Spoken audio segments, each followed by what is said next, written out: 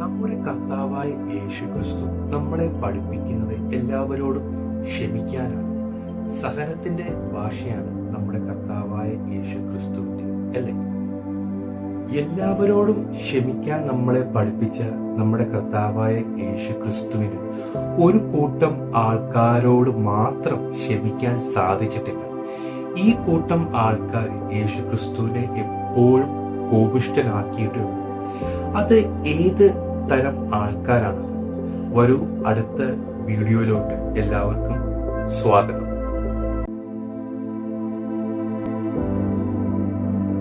കർത്താവായ യേശുക്രിസ്തുവിനെ യഥാർത്ഥത്തിൽ കോപിപ്പിച്ചത് എന്താണെന്ന് നമ്മൾ എപ്പോഴെങ്കിലും ചിന്തിച്ചിട്ടുണ്ട്?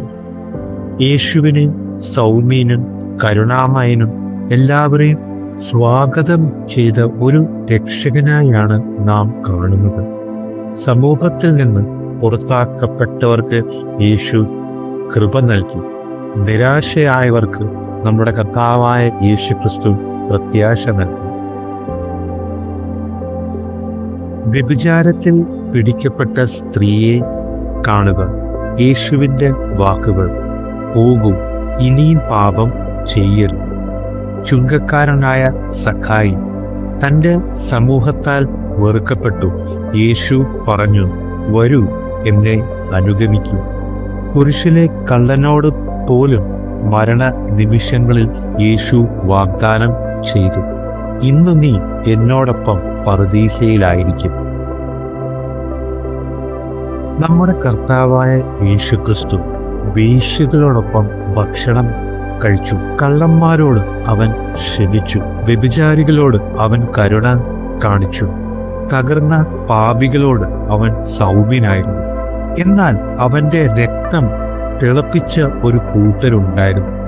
ആ കൂട്ടരെ അവൻ പാമ്പുകൾ, കപട നാട്യക്കാർ, വെള്ളയടിച്ച ശവക്കല്ലറകൾ എന്നു വിളിച്ചു. അവരാരാണെന്ന് അറിയണോ? അത് പുറത്താക്കപ്പെട്ടവരോ പൊതുപാപികളോ അടിച്ചമർത്തപ്പെട്ടവരോ ആയിരുന്നില്ല. അത് പരീശന്മാരായിരുന്നു. അദ്ദേഹത്തിന്റെ കാലത്തെ മത നേതാക്കൾ, തിരുവെഴുത്തുകൾ മുന്നോട്ടും പിന്നോട്ടും അറിയുന്ന ആളുകൾ, പരസ്യമായി ഉച്ചത്തിൽ പ്രാർത്ഥിച്ചവർ, പരസ്യമായി ഉപവസിച്ചു പുതിന ഇല വരെ ദശാംശമായി നൽകിയവർ. മത്തായി 23-ാം അധ്യായത്തിൽ യേശു അവർക്കെതിരെ ഒരു ശിക്ഷാവിധി അഴിച്ചുവിടുന്നുണ്ട്. എന്തുകൊണ്ട്? പാപികൾ തങ്ങൾക്ക് രക്ഷ ആവശ്യമാണെന്ന് അറിയാമായിരുന്നു. വേശ്യകൾ നീതിമാന്മാരായി നടിച്ചില്ല. നികുതി പിരിവുകാർ, അതായത് ചുങ്കക്കാർ, തങ്ങൾ തകർന്നുവെന്ന് സമ്മതിച്ചു. എന്നാൽ പരീശന്മാരോ അവർ എല്ലാം മനസ്സിലാക്കിയെന്ന് അവർ കരുതി. അതായത് പരീശന്മാർ പാപികളല്ല, അവർക്കെല്ലാം അറിയാം, സ്വർഗരാജ്യം അവർക്ക് അവകാശപ്പെട്ടതാണെന്ന് അവർ ചിന്തിച്ചു. ആ ഒരു അഹങ്കാരം പരീശന്മാരുടെ ഉള്ളിൽ ഉണ്ടായിരുന്നു. വ്യാജ വിശുദ്ധിയെ നമ്മുടെ കർത്താവായ യേശുക്രിസ്തു വെറുക്കുന്നുണ്ട്. തകർച്ചയല്ല, പൂർണ്ണതയുടെ നാട്യമാണ് നമ്മുടെ കർത്താവായ യേശുക്രിസ്തുവിനെ അലട്ടിയത്. ദൈവവുമായുള്ള യഥാർത്ഥ ബന്ധത്തിലേക്കും അയൽക്കാരോടുള്ള യഥാർത്ഥ സ്നേഹത്തിലേക്കുമുള്ള പാതയേക്കാൾ അഭിമാനവും ന്യായവിധിയും മറച്ചു വെക്കുന്ന ഒരു പരിചയായി അവരുടെ മതപരമായ ആചാരങ്ങൾ മാറി. അതായത് പരീശന്മാരുടെ. ഇത് വെറും ഒരു പുരാതന കഥയല്ല.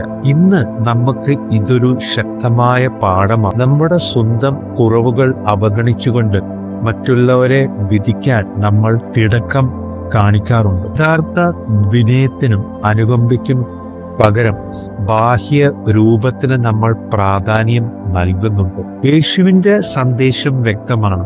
യഥാർത്ഥ വിശ്വാസം നല്ലതായി കാണുന്നതിനെ കുറിച്ചല്ല, മറിച്ച് യഥാർത്ഥത്തിൽ നല്ലവനായി ഇരിക്കുന്നതിനെ കുറിച്ചാണ്. തുറന്നതും സത്യസന്ധവും സ്നേഹവും കാരുണ്യവും നിറഞ്ഞതും.